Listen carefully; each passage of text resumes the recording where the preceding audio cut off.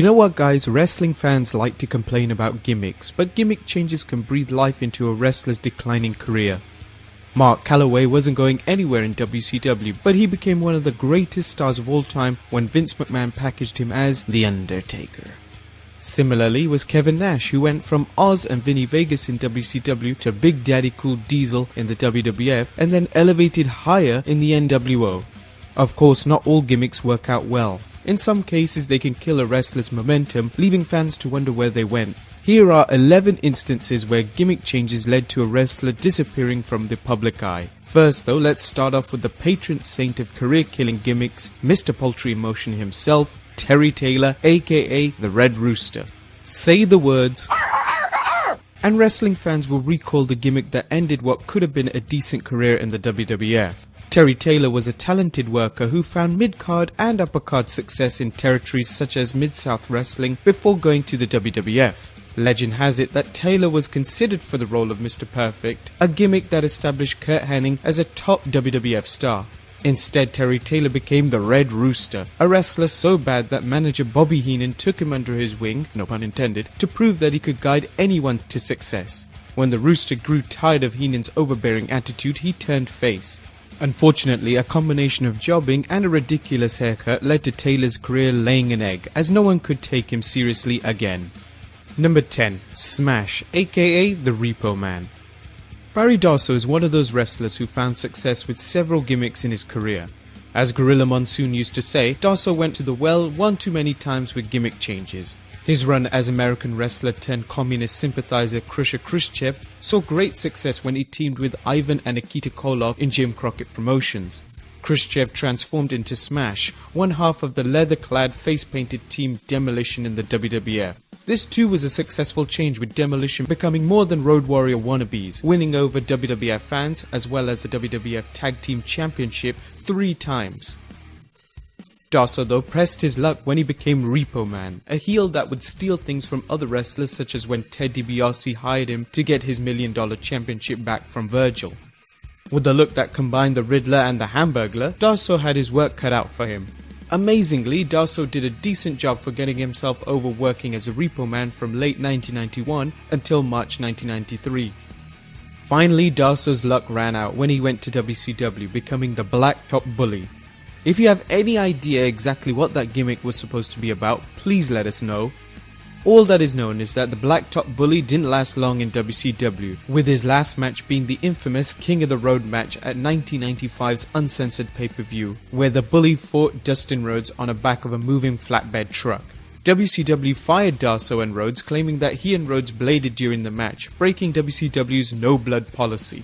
Fortune smiled upon Darsow in 1997 when WCW signed him again, eventually giving him a golf-based gimmick as Mr. Hole-in-One. The gimmick proved to be no chip shot, and Darsow reverted back to the Blacktop Bully character before ultimately leaving WCW in 1999. Number 9. Brutus Beefcake, aka The Butcher. Brutus Beefcake achieved a considerable amount of success in the WWF, beginning with his championship-winning tag team with veteran Greg the Hammer Valentine, and a solid singles career as Brutus the Barber Beefcake, a babyface who provided free haircuts for his opponents after defeating them. While some fans question Beefcake's push, his charisma and brawling style fit in well with the rock and wrestling era of the 1980s. While it didn't hurt that Beefcake sometimes main evented with Hulk Hogan, he was able to find success on his own until a horrific parasailing accident in 1990 seemed to end his career. Showing tremendous resolve, Beefcake returned to the ring in 1993. When pal Hulk Hogan left for WWF for WCW, Beefcake followed the Hulkster, appearing in 1994. Unfortunately for WCW, they couldn't use the barber gimmick, so they began a series of puzzling gimmicks. The first was a lawsuit-friendly name, Brother Brutai. WCW decided to try something different and had Beefcake turn heel on his longtime pal Hulk Hogan. Brother Brutai, The Butcher, an apt title as he and the Hulkster butchered the main event at WCW's showcase pay-per-view Starrcade. No one seemed to know how to get Beefcake over, so they continued repackaging him. Next up was the Man with No Name, an amnesiac wrestler who had WCW fans wishing they too could forget Beefcake's terrible transformations. Always ready to beat a dead horse further, WCW continued Beefcake's identity crisis by turning him into the Zodiac, a bizarrely painted madman who would shout, "Yes, no, no, yes, no, and would have fit in well with WCW's booking team. Eventually, Beefcake turned face, repackaged this time as the Booty Man, a wrestler enamored with his backside. Beefcake became the wrestling gimmick of the little train that could, getting yet another gimmick, this time as Hollywood Hulk Hogan's bodyguard, the Disciple. When the Ultimate Warrior came to WCW and formed the One Warrior Nation to battle Hulk Hogan's New World Order, he transformed Beefcake into his own lackey. The Disciple slid down the card over the next year, his last WCW match occurring in November 1999. Number 8. Greg Valentine just being Greg Valentine. This second generation superstar found incredible success in the territories before returning to the WWF in 1984. Valentine's legendary feud with Tito Santana and his WWF Tag Team Championship with Brutus Beefcake confirmed what was probably already a Hall of Fame worthy career. Valentine continued working in the WWF until 1992. After a short run in WCW, he returned to the WWF for the 1993 Survivor Series. However, on this occasion, he wore a mask as one of Shawn Michaels' Knights for his match against Bret Hart's team. Valentine eventually worked without a mask, but his run in the WWF lasted less than a year and was uneventful except for a good showing at the 1994's Royal Rumble. Why the WWF put him under a hood is still discussed today, but no one seems to have any conclusive answer. Number 7. Dan Spivey, aka Waylon Mercy. In Spivey's case, he had a hit and miss career before taking on a radically different gimmick. Although he was a talented big man who should have fit well into the big man's industry, Spivey struggled to get over whether it was his early days as part of the Starship Mask tag team with Scott Hall or replacing Barry Windham in the US Express. Spivey seemed to have things going his way when he formed the Skyscrapers with Sid Vicious in WCW. The Skyscrapers got a big push until a punctured lung sidelined Vicious. WCW then put Mark Calaway in as Spivey's new partner, and the Skyscrapers continued until Spivey's disagreements with management leading to his departure. Spivey then returned to the WWF in 1995 as Waylon Mercy, now sporting black hair and taking on a chilling persona. Reportedly inspired by Robert De Niro's maniacal character in Cape Fear, Mercy portrayed a sudden gentleman outside the ring, but a rule-breaking maniac inside. Mercy's sinister promos caught the fans' attention, reminding some of Jake the Snake Roberts. In Spivey's case, it wasn't the Waylon Mercy character who killed his career, rather it was a culmination of injuries that forced his retirement. The Waylon Mercy character ended abruptly, but he lives on in Bray Wyatt's character. A 2014 interview with Bray Wyatt reveals that his character was provided by Mercy after the two met at the WWE Performance Center.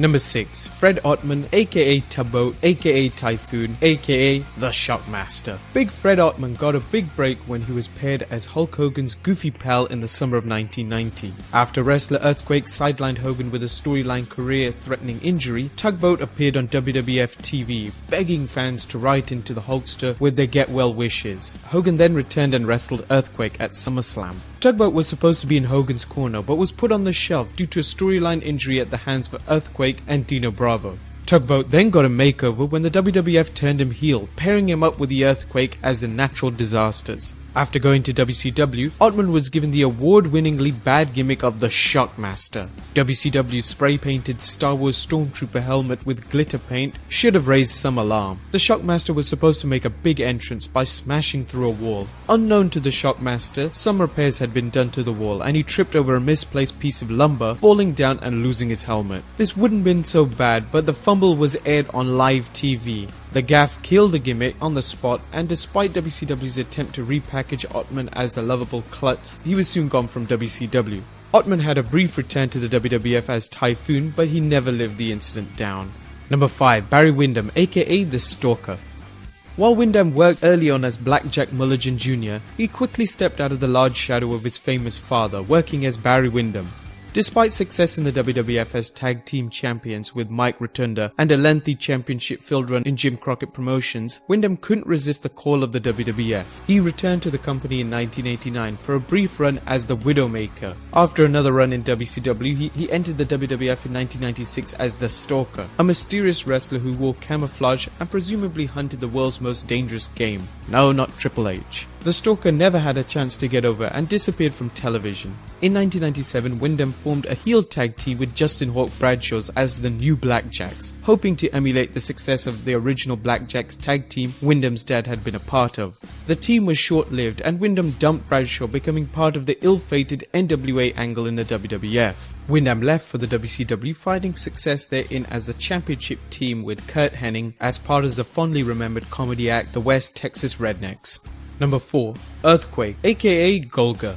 John Tenta successfully transitioned from Japanese sumo star to WWF superstar, coming to work for the WWF and getting a push that matched his 500-pound size. A program with the Ultimate Warrior was followed by a main event feud in the summer of 1990 with Hulk Hogan.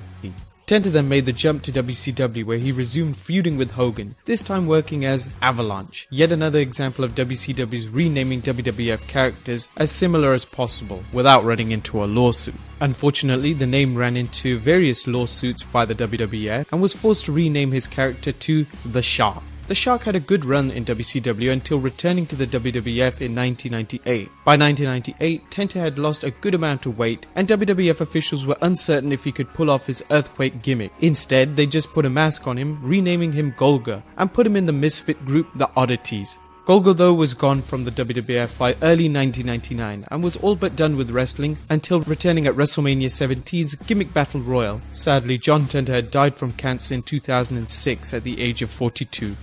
Number 3. Jim Neidhart, aka who? Poor Jim Neidhart. The two-time WWF champion had success in singles action in territories before coming to the WWF and teaming up with Bret the Hitman Hart as the Hart Foundation. However, Neidhart couldn't seem to find a success after he and Bret decided to go their separate ways. A team with Bret's brother Owen as a new foundation floundered and Neidhart left the WWF in 1992.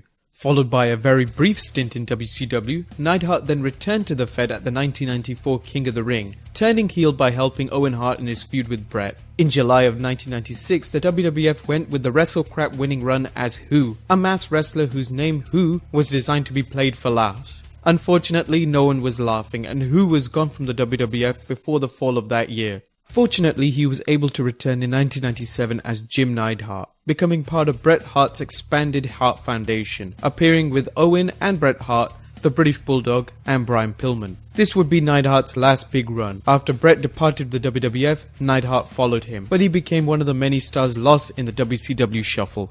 Number 2. Too Cold Scorpio, aka Flash Funk. Charles Skaggs began working in WCW in 1992 when the high-flying wrestlers were beginning to get more and more recognition from the fans. Scorpio worked in the ECW from 1994 to 1996, holding the promotion's World Television title on 4 occasions and the ECW Tag Team Championship. Too Cold Scorpio's talents were appreciated in the ECW, but appreciation doesn't pay the bills, and the lure of WWF saw him debut at the 1996 Survivor Series as Flash Funk, complete with Zoot Suit and his female companions, the Funkettes. While Flash Funk continued to put on entertaining matches, the gimmick was unnecessary other than for Vince McMahon to own the rights to the character.